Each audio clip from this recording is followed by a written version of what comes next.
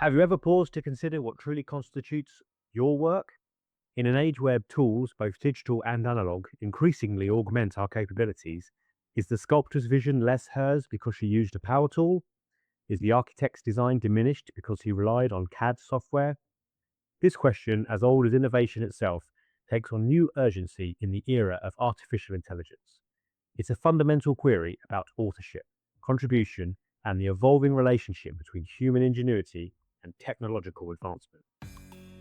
Welcome to LevelUp Leadership, dedicated to exploring the nuances of effective leadership in a rapidly evolving professional landscape. I'm Lee, and today I'm delving into the topic that touches on this very philosophical core of modern work, drawn from my recent article, Did You Write That?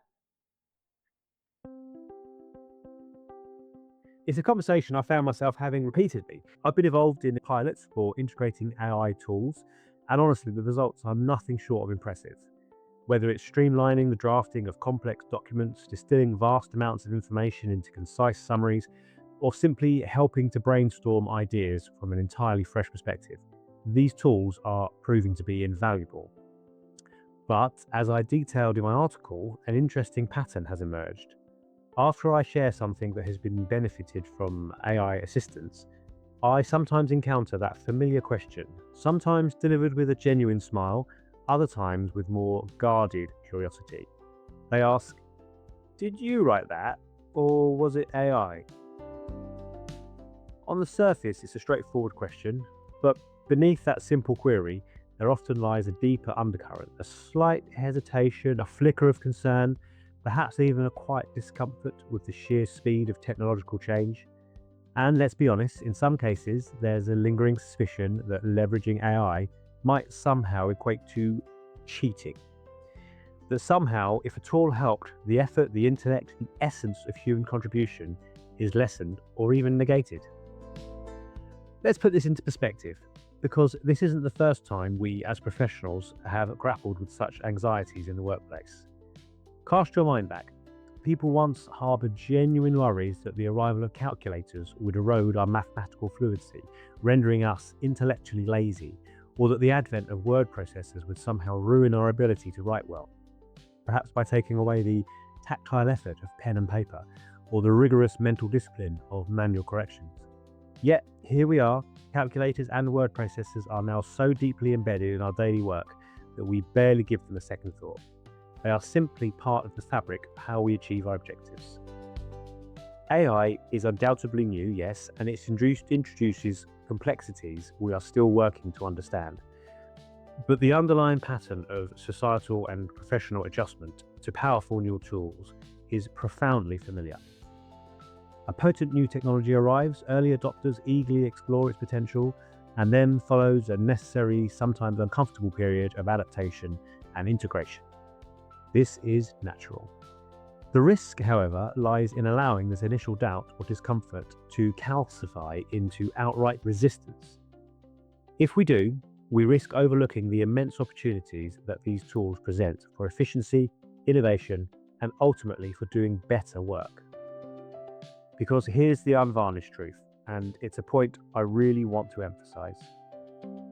Using AI effectively isn't cheating. On the contrary, it's a sophisticated skill in itself, and like any valuable skill, whether it's strategic planning, empathetic communication, or complex problem solving, it requires practice, keen judgment, and a profound sense of responsibility. One crucial aspect that AI simply does not do is take over. It doesn't make the ultimate decisions about what truly matters. It doesn't instinctively grasp the unique nuances of our organizational context or the deeply human objectives we're striving for. It can be magnificent for generating initial ideas or offering concise summaries for testing out various phrasing. But the overarching direction, the fundamental intent, and the critical judgment about the final output, these still reside firmly and unequivocally with us, the human users. When I integrate AI into my process, whether it is to help shape a piece of writing for a briefing or to develop an idea for a strategic initiative, it's not about finding a shortcut. It's about cultivating a different way of thinking. It allows me to see angles I might have missed, to accelerate the initial ideation phases so I can dedicate more focus, deeper thought to the core challenge. The final result, the finished product, is absolutely still mine. But the journey to get there is better supported, more efficient, and often more insightful than it would have been working in isolation. Far from replacing the intrinsic need for human thinking, AI actually invites more of it. It compels me to frame my questions with greater precision, to articulate what I truly mean with greater clarity, to rigorously interrogate the exact message I want to convey. That's not taking the easy route. It's working smarter, more deliberately, and more effectively. What I'm truly eager to see is a broader shift in the conversation surrounding AI. Less of that questioning, slightly suspicious tone about whether something was written by AI, and much more genuine interest in how these powerful tools are being leveraged to enhance quality, reclaim valuable time, and ignite new sparks of creativity. This means we should feel confident and open about how we integrate AI into our processes, knowing that doing so isn't a compromise of our work, but rather a natural and necessary evolution of our professional capabilities. Of course, this isn't to say we should adopt AI blindly. We absolutely need to be thoughtful. We need to develop and implement the right safeguards, establish clear standards, and provide robust ethical guidance for its use. But alongside these essential frameworks, we also need to foster an environment where people feel they have the space to explore, to try things out, to learn from their experiences, and to bring others along this journey without the fear of being second-guessed or unfairly judged. If you find yourself in a senior leadership role, understand that you play an absolutely pivotal part in shaping the organizational culture and setting the tone for how new technologies are received. The messages that emanate from the top echoes throughout the entire system. When leaders openly champion the responsible and innovative use of AI, when they actively encourage curiosity and experimentation rather than knee-jerk judgment, it creates the ideal conditions for truly meaningful and transformative change. This isn't about succumbing to hype or adopting technology for technology's sake.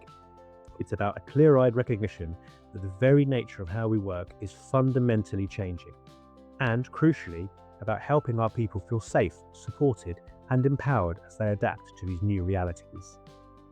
The ultimate goal isn't to replace human talent, it is to empower it, to equip our teams with the best possible tools to excel. So let's be crystal clear.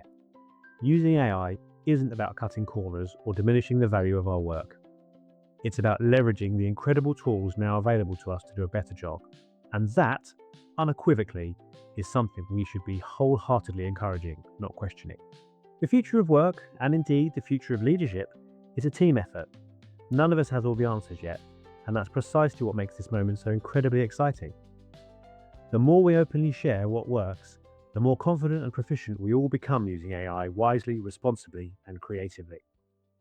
So next time someone asks me with a glint in their eye, "Did you write that?"